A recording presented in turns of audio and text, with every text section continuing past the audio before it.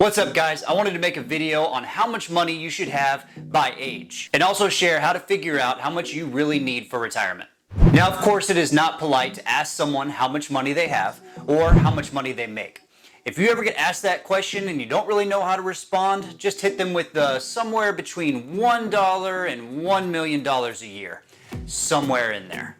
But for many financial enthusiasts, such as myself, we want to make sure that we have enough money correlated with our age to reach all of our financial goals. So I'm going to list what's typical by age so you can see how you stack up against that. And then at the end, I will share with you what I call the freedom formula, which is a formula for you to figure out how much money you need to retire. And if you would be so kind as to hit that like button for me, so it'll help me out with the YouTube algorithm. When you think about how much money you have, you got to realize, are you wondering how much cash you have or what your net worth is? In these examples, I'm going to be using your net worth.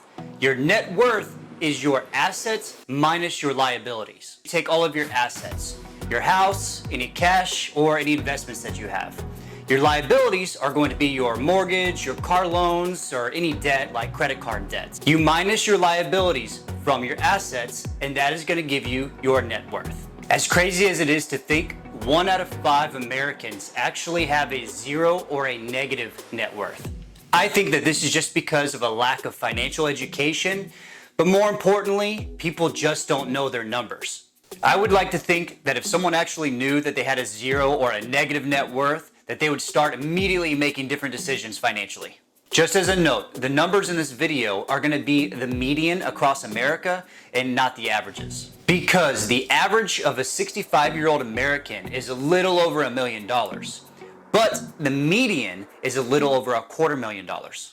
The reason for this is because we have billionaires like Jeff Bezos, for example, that we have to divide up his entire net worth across all Americans so we get to share in that average. For the median is if we take all of the Americans at a specific age group, the number right in the middle is going to be the median net worth. And Jeff Bezos' wealth really throws off the numbers. You may have already seen this on social media, but in case you haven't, if you made $7,000 every hour since Jesus was born, you would still not have the net worth of Jeff Bezos. That's insane. Okay, a 20-year-old has a median net worth of 0 or negative. If you're 20 years old and you have a 0 net worth, it's okay. You are just now starting out in adulthood. You have the rest of your life to make money. And if you are going to go broke, it's better to go broke in your 20s because you have all the time to recover. At 20 years old, here's your financial checklist. Number 1, pay yourself first. Create the habit now of taking a percentage of your paycheck, every single paycheck, and putting it away. Don't get used to spending all of your paycheck now because it's going to be harder to break later. Then once you have built up a decent emergency fund of 3 to 6 months, open a Roth IRA. An IRA stands for an individual retirement account. I want you to get the Roth version because this is going to save you the most in taxes over your life. Start building and learning to manage credit. I really believe that not everybody should have a credit card. But I also believe the only reason they shouldn't is because they never learned how to deal with credit at an early age. Building your score early is going to give you a fantastic credit score later down the road for whenever you want to start your business and you want startup capital or when you want to buy your home. And trust me, banks want a credit score. It does not matter how much cash you have. Graham Stephan talks about this all the time. His biggest regret was not starting credit right out of the gate at 18. 30 years old, the median net worth is right under $60,000. At 30, you want to start downplaying consumerism and start putting your money into things that are going to retain value. A very simple example of this is I collect guitars. If I spend $1,000 on a guitar, there's a reasonable chance it's going to be worth the same or a little bit less down the road. But if I buy food, for example, as soon as you eat the food, it's gone. The money's gone. Start getting insurances that are going to protect your overall net worth. Things in life happen. Your car insurance, your health insurance, your home insurance are to protect you from these major disasters, major financial disasters that can really impact you.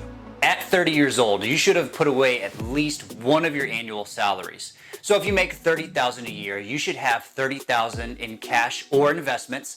Or if you made $100,000 a year, you should have $100,000 in cash and investments. The 40-year-old American, the median net worth is right at $125,000. At 40, you should have put away 3 times your annual salary. As in, if you were making $100,000 a year, you should have $300,000 in cash and investments. And the 40s are when Americans tend to make the highest amount of money in their lives. So this is the time to supercharge your savings, because going into 50s is when people's incomes tend to decline.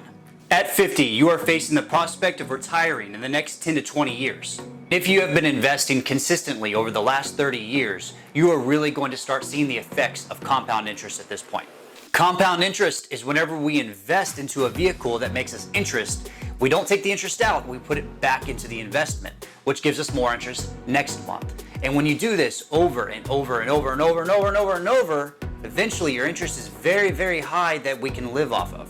How much interest you need to live off of is subjective to your annual spending, not your annual income, how much you actually spend to be happy with your lifestyle. Now, the freedom formula, if you take 25 times your annual spending, not your annual income, your annual spending that supports your lifestyle, and you had it in an investment making 4% a year, you would live forever on the interest. Here's the beauty of that formula.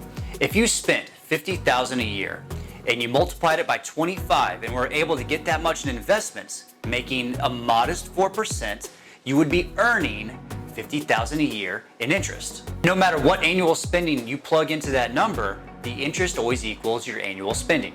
The beauty of that is the interest is going to pay you forever, and you'll never actually have to touch your investments.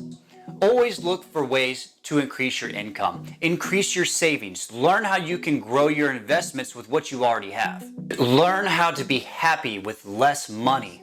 Too many people nowadays are going out there looking to buy happiness. And the only thing they're buying is short-term gratification, which always wears off. And you're missing out on the opportunity cost, as in that money could have gone into your investment for a long-term happiness. Thank you guys for checking out the video.